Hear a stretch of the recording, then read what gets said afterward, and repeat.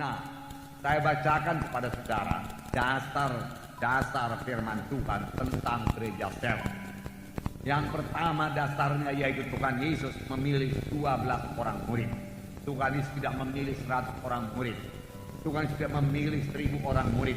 Walaupun yang mengikuti dia ada kalanya sampai 5.000 orang lebih, bahkan sampai 20.000. Banyak penafsir mengatakan. Tetapi dia memilih 12 orang muridnya untuk dijadikan murid, untuk bersama-sama dengan dia. Tertulis dalam Markus pasal 3 13 sampai 15.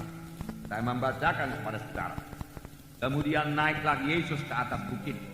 Ia memanggil orang-orang yang dikehendakinya, dan mereka pun datang kepadanya.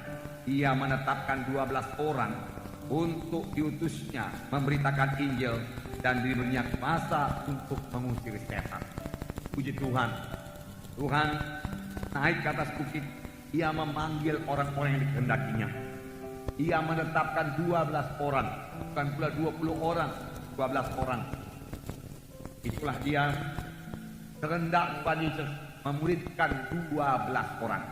Kalau kita dalam hidup kita ini saja pun sanggup memberikan 12 orang, sehingga mereka semua mengerjakan pekerjaan Tuhan sama seperti murid-murid Yesus, saudara sudah berhasil. Tetapi firman Tuhan berkata, pekerjaan-pekerjaan yang dikerjakan akan kamu kerjakan. Bahkan pekerjaan yang lebih besar daripada ini akan kamu kerjakan, sebab aku pergi kepada Bapa. Tapi biarlah kita genap dahulu 12 orang murid, barulah kita naik lebih banyak lagi. Amin, saudara.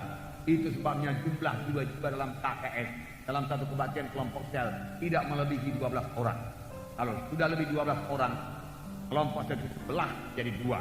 Tetapi sebelumnya tentunya harus ada yang jadi murid yang bisa memimpin KKS tersebut. 12 orang kudusnya memberitakan Injil. Memberitakan Injil. Jadi dalam KKS ada pemberitaan Injil. Dalam kelompok sel ada pemberitaan Injil. Dan diberinya kuasa atas setan-setan. Jadi sekaligus Tuhan melengkapi. Tuhan bisa melengkapi. Dan Tuhan mau melengkapi kita. Untuk menjadi pemimpin kelompok sel, bukan berarti saudara mesti bertalenta luar biasa, berhikmat luar biasa, tidak. Tuhan Yesus memilih orang-orang yang biasa saja menjadi muridnya. Kenapa? Karena Tuhan Yesus lebih mementingkan penyerahan diri daripada kesanggupan. Kesanggupan bisa diberikan Tuhan, tapi penyerahan diri seseorang kepada Tuhan tidak bisa dipaksakan Tuhan. Itulah dari diri kita sendiri. Tapi saya percaya siapa yang menyerahkan diri kepada Tuhan akan diberkati Tuhan, akan dipakai Tuhan, akan dilengkapi Tuhan. Amin, saudara. Puji Tuhan. Kita lihat lagi yang kedua dasarnya, yaitu dari gereja pertama. Sidang pertama bertemu di rumah-rumah. Yang pertama bertemu di rumah-rumah juga pada waktu dia masih ke bait Allah. Nah, Kisah 2:46-47 berkata, dengan bertekun dan dengan sehati mereka berkumpul tiap-tiap hari dalam bait Allah. Mereka memecahkan roti di rumah masing-masing secara bergilir dan makan bersama-sama dengan gembira dan dengan tulus hati dan sambil memuji Allah. Dan mereka disukai semua orang. Dan tiap-tiap hari Tuhan menambah jumlah mereka dengan orang yang diselamatkan. Nah, dengarkan baik-baik. Mereka masih berkumpul di bait Allah. Kita juga masih kebaktian minggu seperti ini. Ada kebaktian pemuda-pemudi, ada kebaktian kaum bapak, kaum ibu, dan lain seterusnya, ada 2 sapaan. Tetapi di samping itu mereka juga bertemu di rumah-rumah. Apakah mereka perbuat di rumah-rumah? Ini dikatakan mereka bersama-sama makan dengan gembira. Dengan gembira. Amin, saudara. Dalam KKS harus ada kegembiraan. Harus ada gembira dalam KKS. Kemudian dengan tulus hati sambil memuji Allah. Jadi dalam KKS ada pujian pada Tuhan, ada persekutuan dengan Tuhan, ada kegembiraan, ada sukacita dalam KKS, ada persekutuan satu sama lain dalam KKS.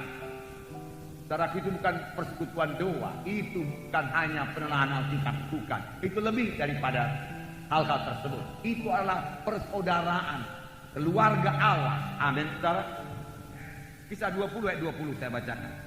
Sungguh pun demikian, aku tidak pernah melalaikan apa yang berguna bagi kamu. Ini Paulus berkata, aku tidak melalaikan apa yang berguna bagi kamu. Aku ajarkan semua. semua kuberitakan dan kuajarkan kepada kamu, baik di muka umum maupun dalam perkumpulan di rumah kamu. Dalam perkumpulan di rumah kamu. Jadi sudah cukup banyak ayat saudara menerangkan bahwasanya mereka bertemu di rumah-rumah. Di rumah-rumah. Puji Tuhan. Gereja ini juga dimulai dalam pertemuan di rumah. Saudara. Kemudian berkembang menjadi pertemuan besar di gereja, tetapi kemudian kembali lagi ke rumah-rumah untuk kebaktian kelompok sel. Roma 16 ayat 3 dan 5 berkata, sampaikan salam kepada Priska dan Aquila, teman-teman sekerjaku dalam Kristus Yesus. Salam juga kepada jemaat di rumah mereka. Jadi ada jemaat di rumah Aquila dan Priscilla. Ada jemaat, puji Tuhan, tidak heran Aquila dan Priscilla diberkati Tuhan, karena mereka menampung sidang Tuhan di rumahnya. Lalu dalam rumah itu hadir Roh Kudus, hadir kuasa Tuhan, sama sebagaimana rumah Obed-Edom diberkati dalam segala perkara karena dia menampung baik Allah di situ. Yang ketiga, mengapa perlu KKS ini? Ya, tidak seorang pun mempunyai seluruh karunia-karunia Tuhan. Tuhan mau memberikan karunia-Nya supaya saudara minta, supaya saudara merindu. Saudara bayarlah harganya dengan banyak berdoa, banyak berdoa, banyak berdoa, banyak berdoa. Rindu untuk melayani jiwa-jiwa, rindu untuk memberkati sidang Tuhan. Karena karunia Roh Kudus hanya diberikan untuk memberkati sidang Tuhan, untuk kepentingan bersama. Firman Tuhan berkata, Tuhan tidak memberikan karunia-karunia Roh Kudusnya kepada jiwa-jiwa yang tidak bersekutu dengan Tuhan, yang kurang peka kepada Tuhan. Sebab dalam menjalankan karunia-karunia Roh Kudus kita harus mendengar suara Tuhan. Untuk itu perlu persekutuan dengan Tuhan, perlu persekutuan yang dicapai dengan doa kepada Tuhan, doa kepada Tuhan. Tetapi tidak ada seorang pun punya 9 karunia. Hanya Tuhan Yesus yang punya seluruh karunia-karunia Roh Kudus. Kepada seorang dikaruniakan karunia menyembuhkan, yang lain karunia nubuat, yang lain karunia mengartikan makna nubuat, karunia hikmat, dan seterusnya. Tetapi kalau itu digabung maka itu menjadi lengkap.